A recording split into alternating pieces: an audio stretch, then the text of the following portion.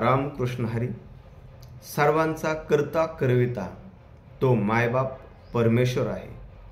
तोच सांभाळतो, तोच सर्व पालन पोषण करतो, तोच अन्न पुरवितो. या सृष्टीमध्ये जे जे घडतंय ते भगवंताच्या इच्छेने घडत आहे. सगळ्यांचा पालन पोषण करणारा जर भगवंत असेल आणि तोच सगळ्यांना सांभाळणारा असेल तर आपण त्या भगवंताला शरण गेलं पाहिजे. पहा, साप अंडे घालतो, त्यातून पिल्लं जन्माला येतात आणि तो त्या पिल्लांचं भक्षण करतो. परंतु जी पिल्लं चुकून राहतात त्याचा सांभाळ कोण करतो?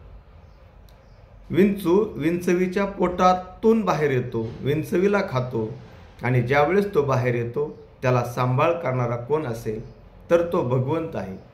या सृष्टीवर अनेक प्राणी, पक्षी, जीव, जंतू आहेत. हे झाडे, वेली आहेत. या सगळ्यांना सांभाळणारा तो भगवंत आहे.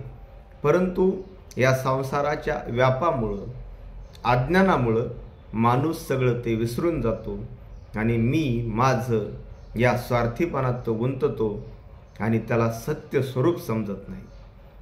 हे सांगताना संत शेख महम्मद महाराज म्हणतात, ऐसाच संसार व्यापे व्यापला. आणि या संसारात माणूस इतका व्यापून जातो की त्याला खरं स्वरूप समजत नाही. मी कोण आहे याची जाणीव होत नाही आणि तो दुःख भोगत असतो.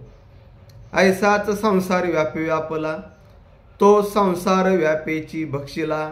आणि संसाराच्या व्यापानेच त्याला खाऊन टाकलं. ईश्वर पित्या लागी विसरला, देह अभिमान गुणे. आणि ज्याने आपल्याला जन्म दिला, जो आपलं पालन पोषण करतो, अशा भगवंतालाच तो विसरून गेला. कारण त्याचा देह अभिमान जागा झाला आणि त्याला खरं स्वरूप न समजलं. आणि त्याचा जो स्वभाव असतो, स्वार्थ बुद्धी असते आणि अज्ञान या आणि मूर्खपणामुळं माणूस हे सगळं विसरतो आणि मृगजळाच्या पाठीमागं धावत राहतो. परंतु ते मृगजळ आहे हे फार नंतर लक्षात येतं आणि शेवटी त्याला पश्चाताप करावा लागतो.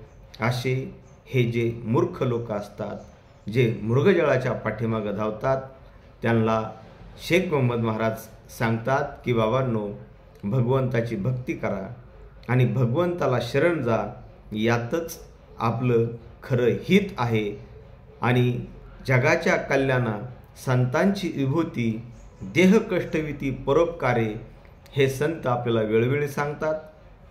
आपल्याला खरं स्वरूप काय आहे हे समजावून सांगतात आणि माणसाने काय केलं पाहिजे हे आपल्याला वेळोवेळी सांगत राहतात. आपण हे संतांचे विचार, संतांचे आचार, संतांचे कार्य जाणलं तर आपल्या लक्षात येईल की माझा जन्म कशासाठी आहे, मी काय केलं पाहिजे.